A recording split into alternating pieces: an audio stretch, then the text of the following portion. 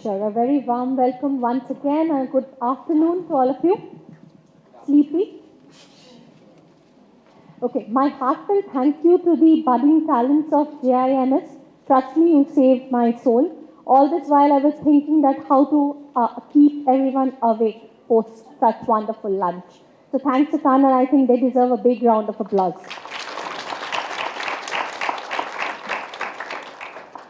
Okay, so just a few days ago I was watching one podcast between Gulzarji and Javed Siddiqui and there was a conversation. And in that conversation, Javedji asked Gulzarji that what do you think is the most important thing of a creator or a creative person? And he says that this only word goes and defines everything, that is Samaj Sarhu, which means the social consciousness. Now, organizations are subset of that particular society only, and I believe that who can be a better creator or a creative person in an organization other than us, that the HRs. Now, as we talk about the organization consciousness, or we talk about the capital or the asset that we deal in, the most critical, vital, and the important one, that is human being, our workforce. Today's topic is all about that. We're going to talk about the difficulties, challenges, what we are foreseeing in for future, and how prepared we are with regard to the changing or evolving workforce into our industries or different industries per se. We'll not do a typical question-answer piece because that's what my all panelists have threatened me, literally, offline. So we'll have pointers and would request all our panelists to reflect on those pointers with their experiences, their viewpoints about it, so that we make it more engaging and we can actually learn how they are, planning to or currently coping up with these kind of situations, which I'm sure will be a takeaway or the key takeaways for this discussion. Okay, so I don't believe in female first, so I'll start with Sanjeev. So Sanjeev, as we see that there are so many types of employment coming in. There are now, full-time, part-time, gig workers, and people have their own demand. We are moved from the era wherein people used to search job based on need, then come comfort, then people coined a word of work-life balance. Pandemic आ गया, सबको लगा बहुत हो गया work-life balance. And they are saying नहीं हो गया, अभी वापस ऑफिस आके काम कर, लेकिन अभी बोल रहे हैं 5 दिन नहीं काम करना है. I'll come only 3 days. 2 days I'll work from home, right? So how do we prepare ourselves with this kind of changing employment types or the varieties? Thank you, Ankita. Let me just start with a real life situation which happened with me, right? So a few years back, we were just sitting in one of the conference rooms and we were talking about really introducing a part-time worker category, right? So obviously when people said, okay, where do we get them from? So that's one part of the situation. And then suddenly said, what kind of benefits we can really offer them? Salary to half कर देंगे, 4 घंटे काम करेंगे.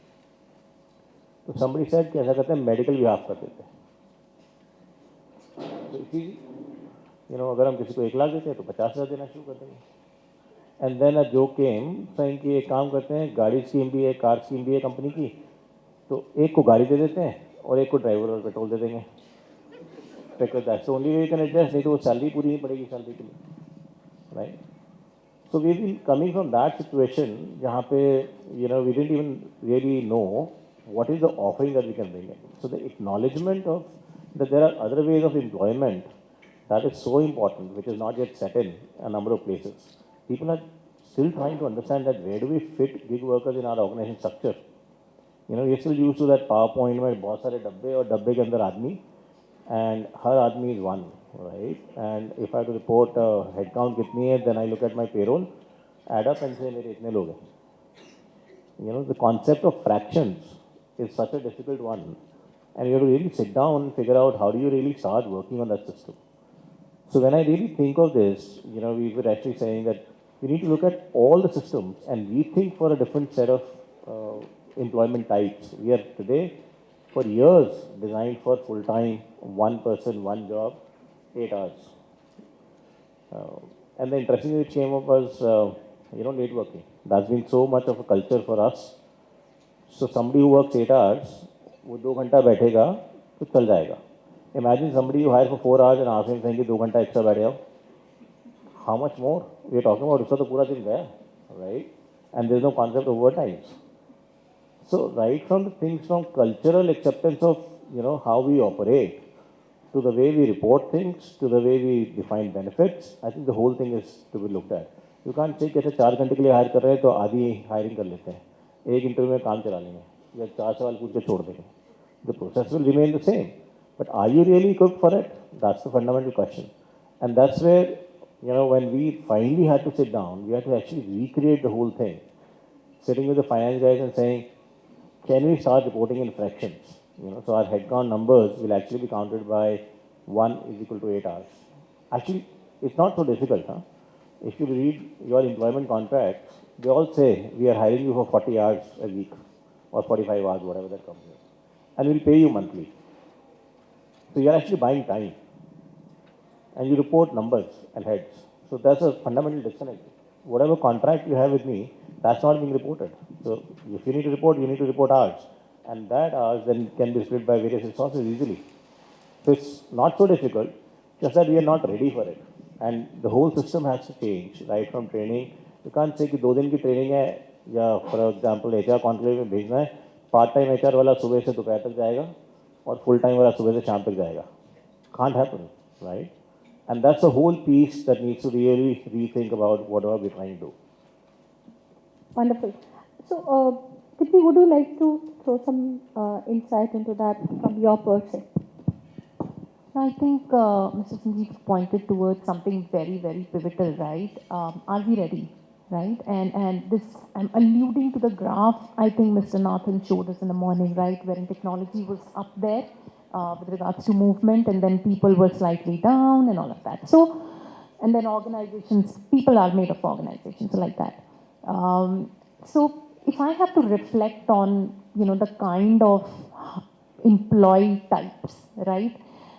I think they have evolved over the last 4 or 5 years, and we as organizations are in a flux of adjusting with them, right? So we've adjusted with the concept of intern. So a lot of us as organizations are comfortable with interns and how to treat them. Not too comfortable with gig, not too comfortable with part-time also. However, I think post-COVID, things changed, right? We understood remote. We understood that we will not be counting the hours, but we will count the impact, right? So if you're at home and you were supposed to deliver a certain P&L, you did that, it's fine. I'm not worried where you were, but if I have my quarter report, reflecting green, I'm happy. So I think that basic mindset has changed, but it also has a lot of stimulus, right? So there is a structural stimulus attached to it, and there's a persona attached to it. So when I say structural, processes is a huge part of it, right? So the current technology that I have in my organization, will it make life simple for HR to manage intern plus FTE? FTE is permanent, most of you will be aware, part-time, gig, any other third-party system also, right? So my technology and tools that will feed into payroll, benefits, etc. has to be very, very robust. So that's the structure part of it. The other part of it is that we have to realize that people have different personas, right? So to imagine that a young person will be a gig worker, no. I have, over the last 2 years in my current organization, I've seen a lot of empty nesters, wanting to take on more work. While you come to think of it, okay, the person has, let's say, not to sound biased, but maybe aged a little, so they might want to take less work. But no, they want to do more work because they have more time, their kids have moved out. So the employee persona has to be also taken care of, that we have to break the stereotypes. Not that a young person can only be a gig worker and an old person cannot be. Similarly, the the other part of it is also the geopolitical reasons which might drive a lot of businesses to think a certain way. They are already driving us towards a whole lot of cost efficiencies, right? Try and understand, okay, what do I do so that I achieve my result and still be cost efficient? So I think some of those things will be critical. Mindset change, killing stereotypes, and also have a very strong technical platform to support your ideologies. Wonderful. Yeah, sure. Sure. So, things will move in that direction. Why? Because we are talking about Gen Z, right? The way they want and the way they look at things is very different from earlier generations. And now what's the benefit for organization or employees? So employees, they want flex. They want that they can decide what they want to do and when they want to do. And that's where all this work from home or flex work is coming in. And obviously, COVID has given us a lot of those constructs. While work from home earlier was a luxury, now it's like a prerequisite. At the time of interview, candidates say, okay, how many days from office? So it will come with a benefit, no doubt about it. US market, it's very mature TP market, and it works on per hour basis. So that's very mature model. And somewhere organization will also start moving, because if you need somebody or the utilization you believe that is going to only be for 4 hours, then why to hire full-time employee? But there will be a risk attached to it. So another fancy word we learned in COVID is moonlighting.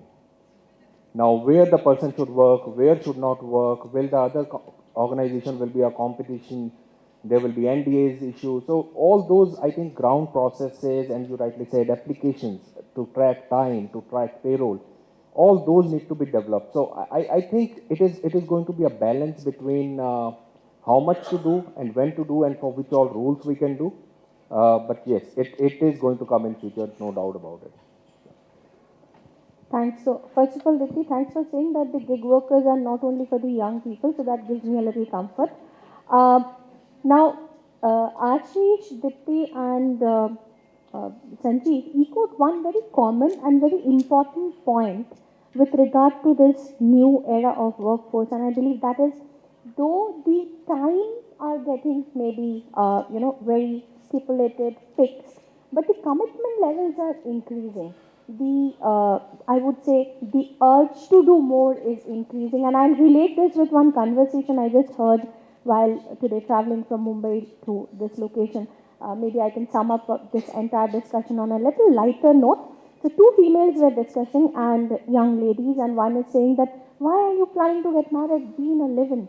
The other one says, what if कि उसका फिर बाद में affair हो गया? तो वो बोलती है, नहीं लिव इन रहेगा तो commitment will be higher on either sides.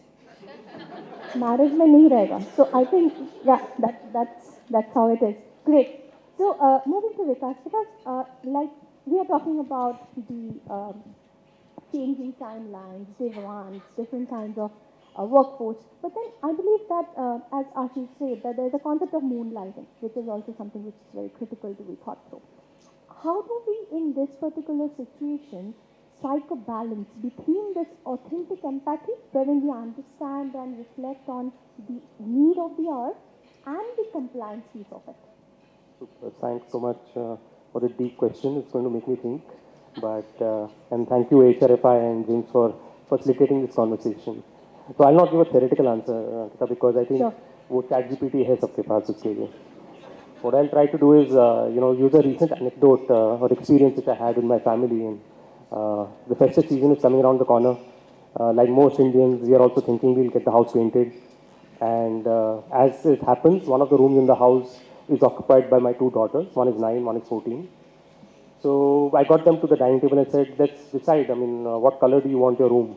And luckily, they both said pink. So I was very thrilled. Wow, it makes my job easier. But I go online. I go to one of these famous, popular Indian brands, which is big in the space. And I discovered that there are 47 shades of pink. 47. I think that's common with females. And I'm lost, right? And there is what? Pink mist, pink blush, wild pink, there is maiden pink, and there's a tickled pink. Now, I don't know what that means, but I got the girls back to the table. I said, "Bhai, this is so confusing. Abhi, help karo."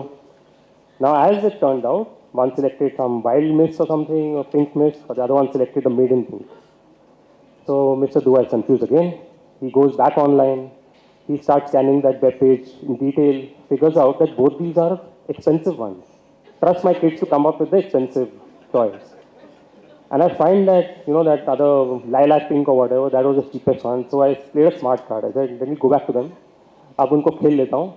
I'll say, this is the only color that makes sense in the room. The layout is like this and that, and let's go with this lilac pink.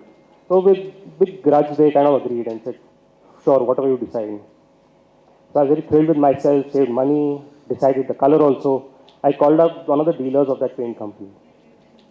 And the best part is that person says, ये तो color बनता ही नहीं अब. And he shipped out me another new color, which I had not even heard of, some other variant of pink. So now look at this equation, now what's happened in entire dynamics. If you figure out by now, my girls are the two employees, I'm the company, I'm trying to do good for them, hopefully, and the contractor is the regulator of the government. In this entire equation, none of us have won. The girls are not happy, they've got some weird looking thing on the walls, this is not their first choice.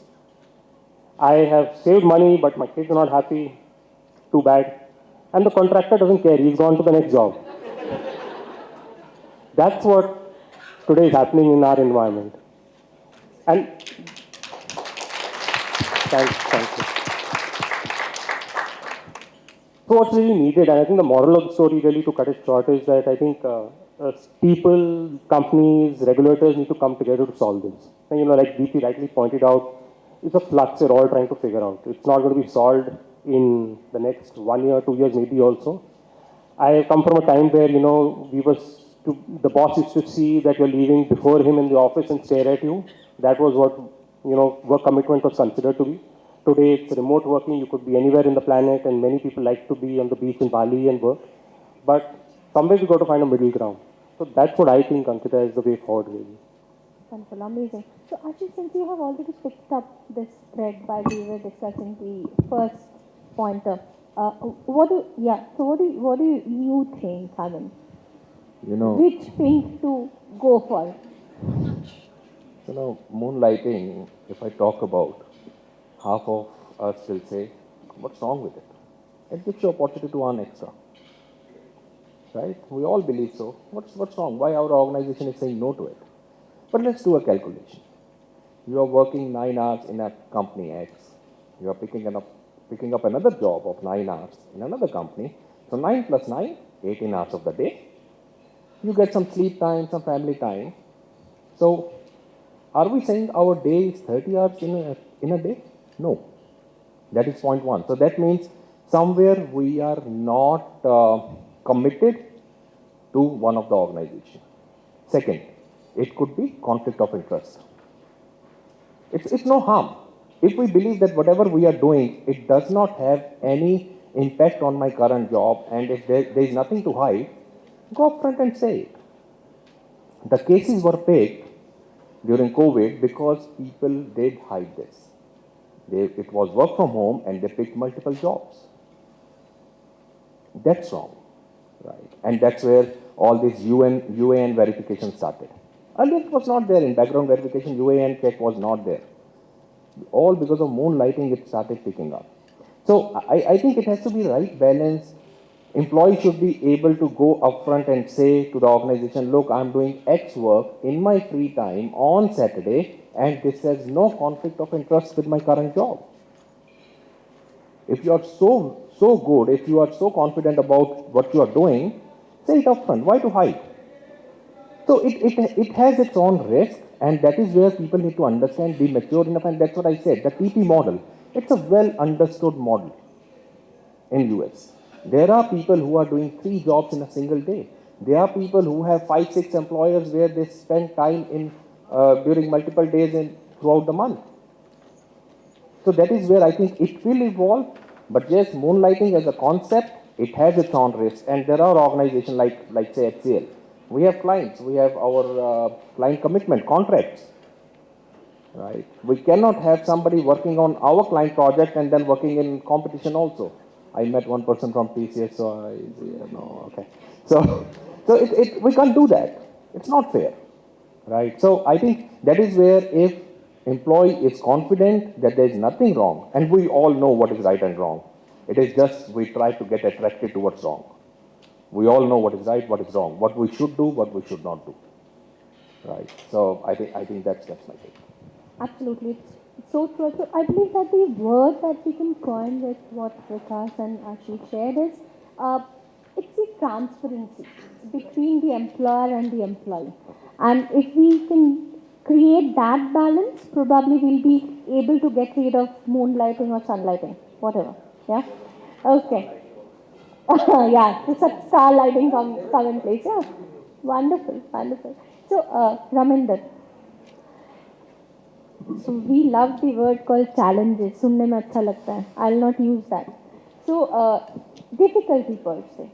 You as being an HR, what is it you foresee as probably the 3 key difficulties that we need to prepare ourselves for, seeing the current changes happening in the workforce, impacting the work life, impacting the compensation, structure, roles? What are the probably 3 key factors that you see?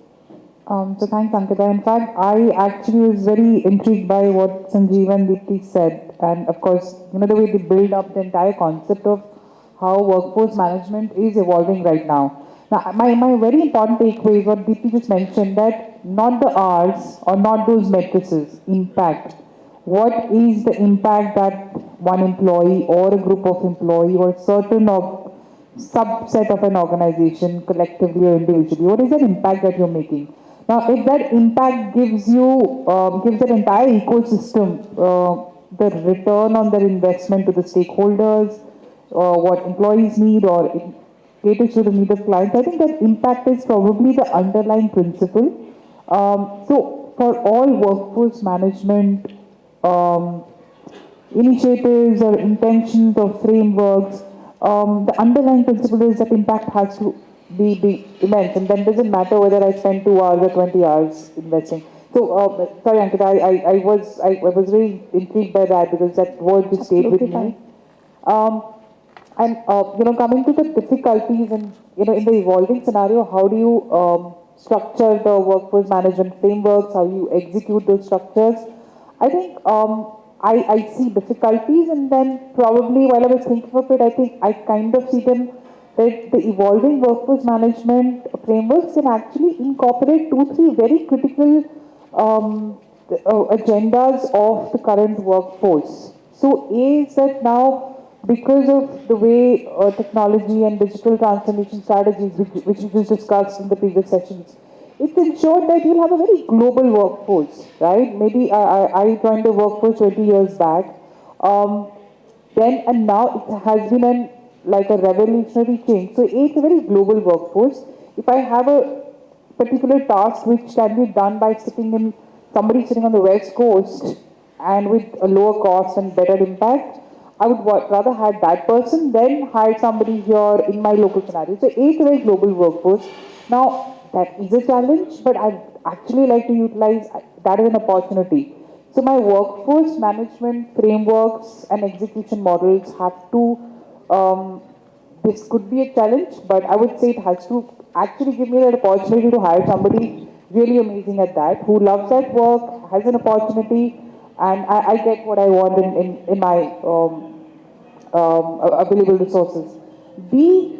At this point, especially in the last few years, DEI, like the entire diversity, equity and inclusiveness, has kind of, it has just suddenly become so pervasive, and I'm very pleasantly glad that, these agendas on an individual level, on a societal level, as a society, and of course, which comes to our organizations also, and your regulatory frameworks, and your admin machinery and political machinery, everybody is just so inspired and doing their little best to drive that DEI agenda. Now, it is a challenge because you have to make sure that, because a lot of DEI initiatives will ensure that you have very diverse workforce coming into your organizations.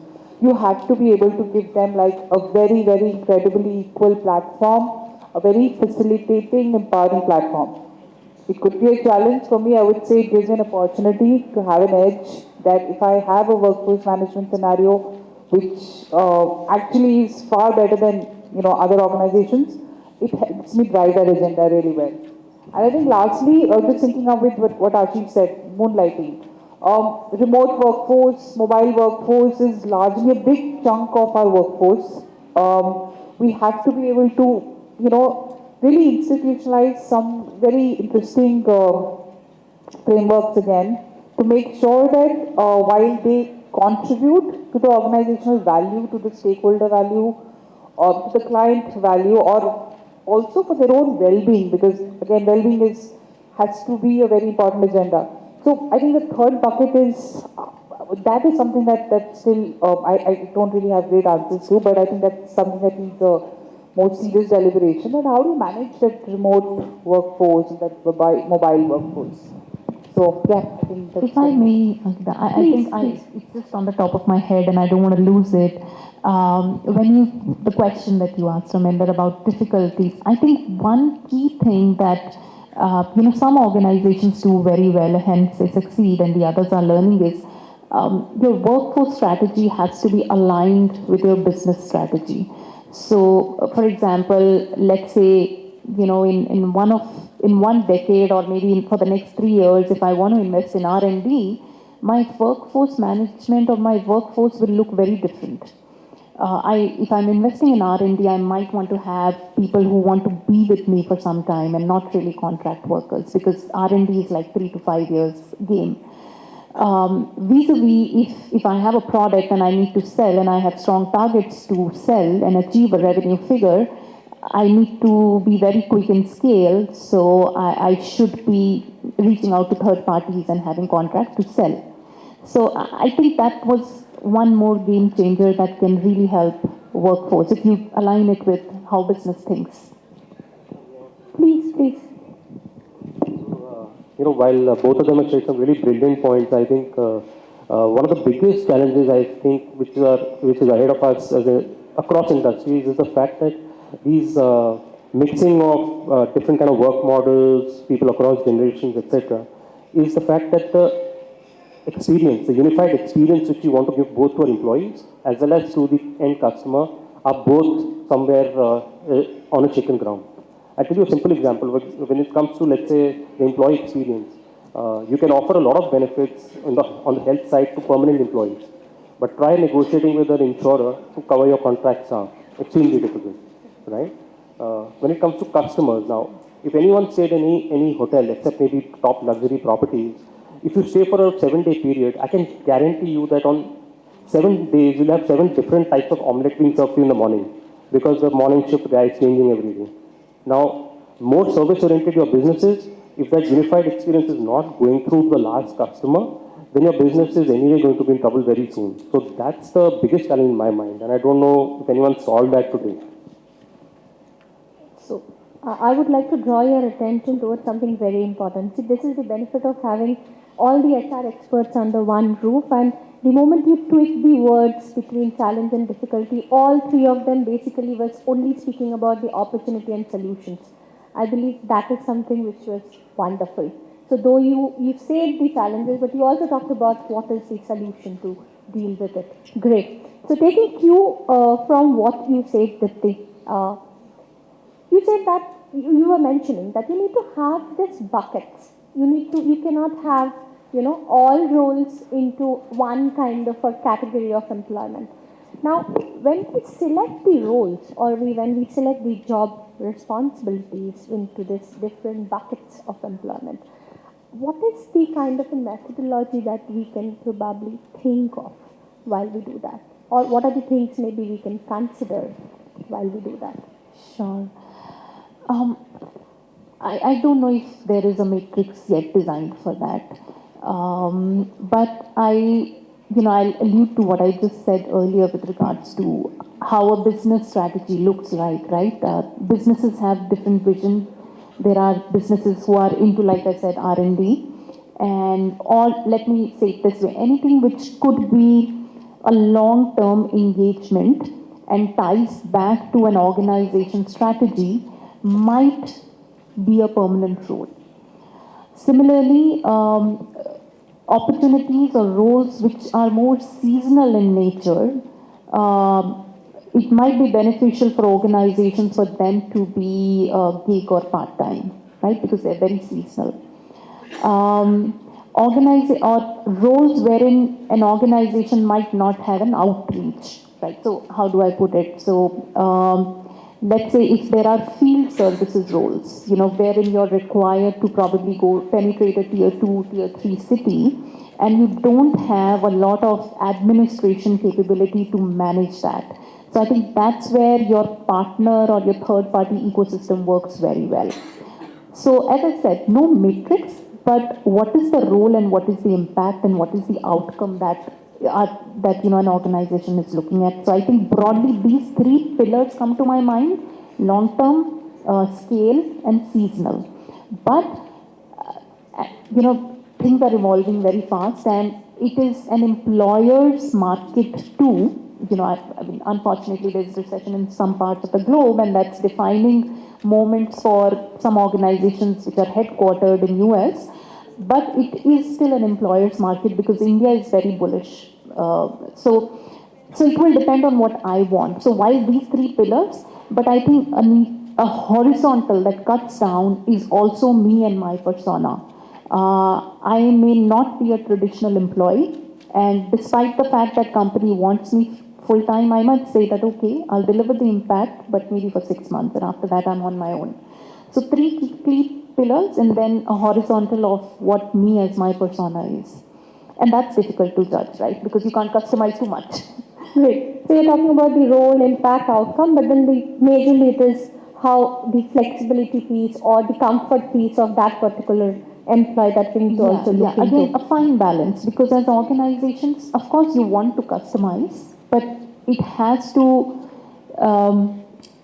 solve the purpose, or it has to deliver to your customer to what Vikas just mentioned, right? You can't dilute that experience as well. You can't dilute employee experience, and you can't dilute customer experience as well.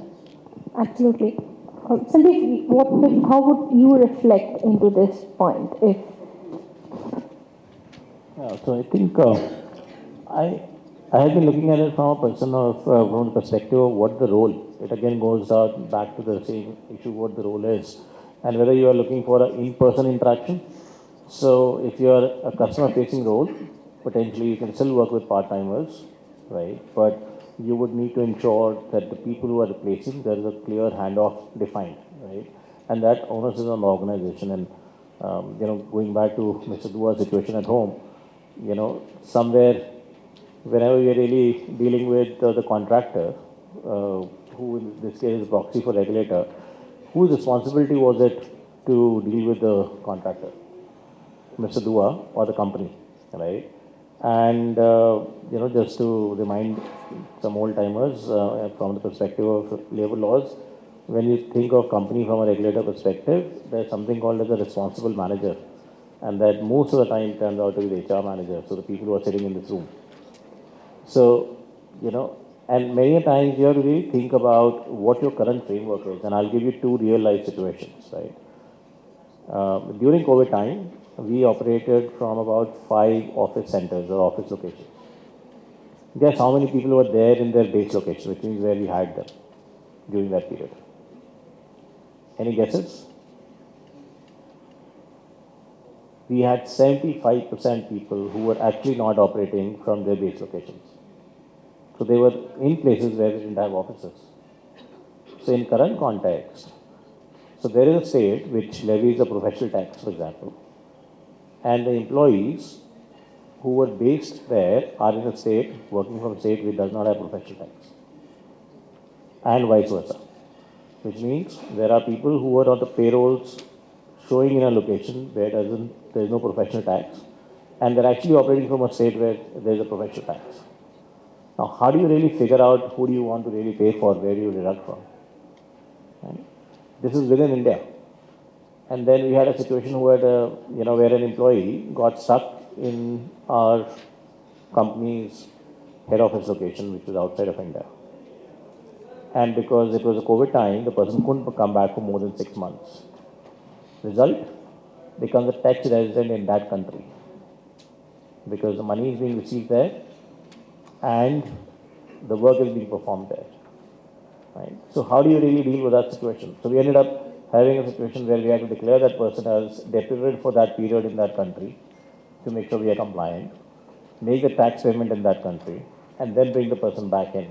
Right? Otherwise, there was a high risk for the organization. So how do you deal with that? Is some of the things that you need to keep in mind. So one of the key factors, apart from role, the impact, and whether your system is ready for that, is also the framework that you're working with. And since then, we've been working with various industry bodies to try and influence some of the recent reforms that government is trying to bring in, going back and sharing, saying what are the real life challenges we are facing? How do we do that? And a full white paper was done by us in collaboration with NASSCOM to go back and talk about what are the few changes that are likely to happen. So I think that's another key role that I would say for HR when you're thinking, don't think only internally, just think of this as a larger ecosystem and where you can make an impact. Wonderful. I think that's an absolute important point, that whenever we take a decision or design a framework, like Raminder was also talking about the same, it is not that we need to think it from only an organization perspective. We probably have to think it more holistic. Great. Awake? Can't hear that. Awake? Okay, great. Ashish, I believe we all are talking about this, new workforce, new kind of workforce, employment types. We have an existing workforce. What is our plan, or what should be like our thought process of probably creating a kind of an environment or kind of an ecosystem, providing them probably that bandwidth to upskill or maybe live up to the competencies or the kind of an environment that we are foresee in the future? So we have a mix of generations sitting here, right? We all are awake, right? Nice food, I know, I understand. And there should have been some strong coffee after that. I had one before I entered, so. We all are mix of generations. We have different aspirations. We take our job very differently. Our aspirations are different. Our commitment levels are different, right? And now we are here for food, to meet, to network, and to learn. Now, a learning looked at by somebody who is having 15, 20 years of experience, and a learning looked at by future leaders, right? It's very different. Now, how are we going to balance that? And the same thing happens with the organization of our size is like say HCL Tech, 225,000 employees across the globe.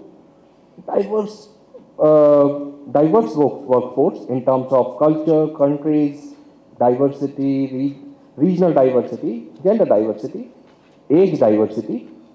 So, how are we going to balance out skilling? Now, skilling, one is obviously the new upcoming future leaders or the talent that we hire from colleges. There is a skilling required at their end, and how we keep our current workforce skilled enough for future challenges.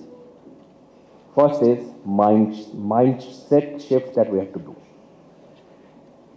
Believe me, it's not easy for us to accept learning. We all believe we know so much, we have so much of experience. It's not that we don't want to learn, it's our brain says, no, we are experts. So that shift of mindset is important first for our existing people who have given so much to the organization, and they believe, I've worked so much for this company. I've given so much to this organization, so I know everything. I don't need to learn anything. And then now ChatGPT. We think ChatGPT hai na, why to learn?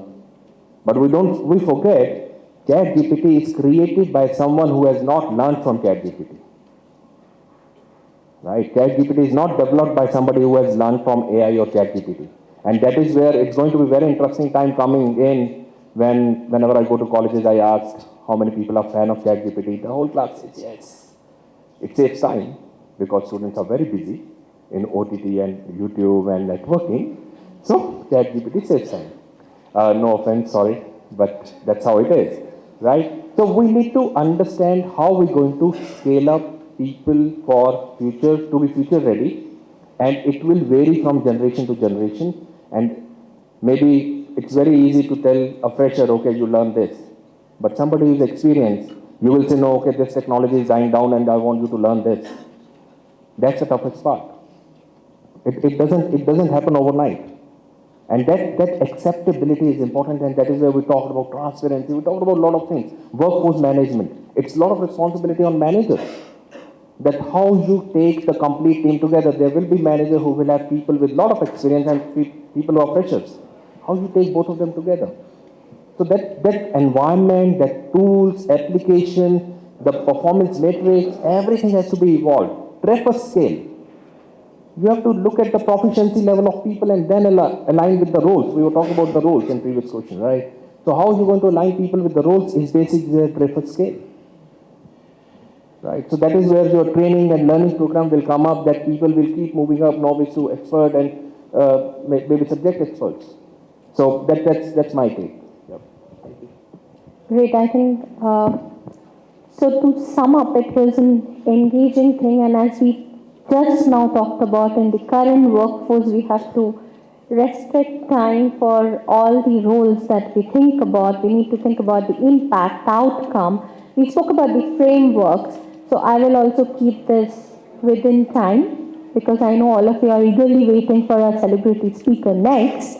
So thank you so much, and it was really an enriching conversation, and I'm confident that all of us present in this room will have a key takeaway from this session and will try to implement and see that. Best part, though we supposed to talk about the challenges and the solutions, I believe we mostly talked about the solutions. Thank you so much, panelists. You've been lovely. Thank you.